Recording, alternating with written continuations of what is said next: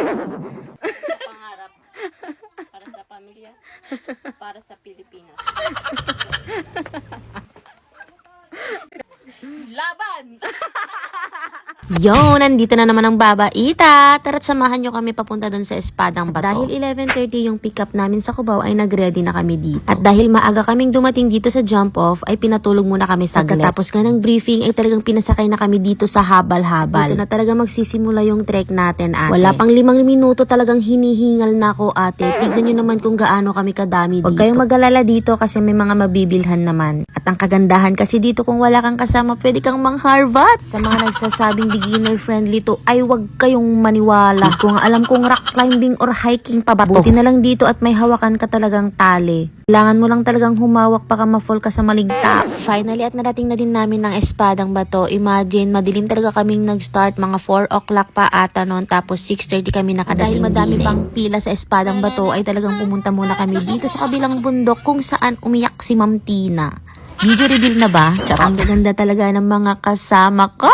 Isang maling apak mo lang dito. Hello, San Pedro. Alam mo yung feeling pagod ka na nga tapos makakakita ka pa ng mga ganito. Ha? Asan yung respeto? Eh di sana all. Hindi niya sinabi, may partner pala dapat. Eh di sana dinala ko yung biik namin. Kaya siguro wala ako masyadong nakikita ng mga nagvi-video dito at nagbablog kasi ang hirap mga ate ko. Rock climbing talagang patibayan ng tuhod. Dahil mahal ko kayo at madami na kayong nanonood at taka nagsasabing, please mag-video ka.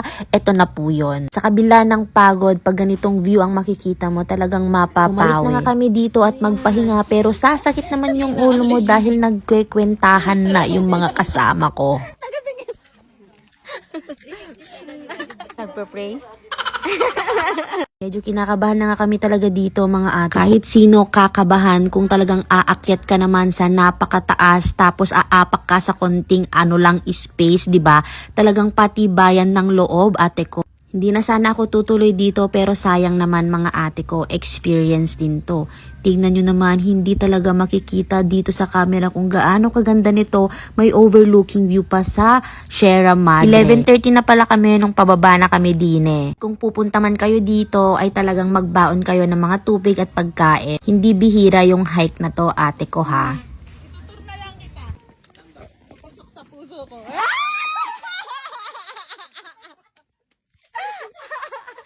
Oh my God! Tingnan mo na mga tour guide namin, no?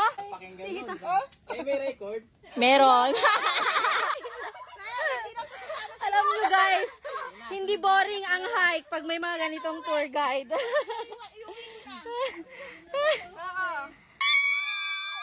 Organic encounter ships. At dahil madilim pa at wala kayong makita kanina, ito po yung dinaanan namin. Matirek at mabato. Buti na lang talaga at may lubid at talagang hindi kami nahirapan pag-akyat. Yan, inakyat namin. At dahil wala na kaming gustong patunayan dito ay naghabal-habal na kami papunta sa jump off at maligo na din. At sa mga naghahanap at nagtatanong kung saan ako nag-book, proven and tested na to, chat nyo lang siya. Hanggang dito na lang tayo. Sa mga hindi pa naka-follow, follow nyo na ako para see you again sa next vlog. Bye-bye! God bless!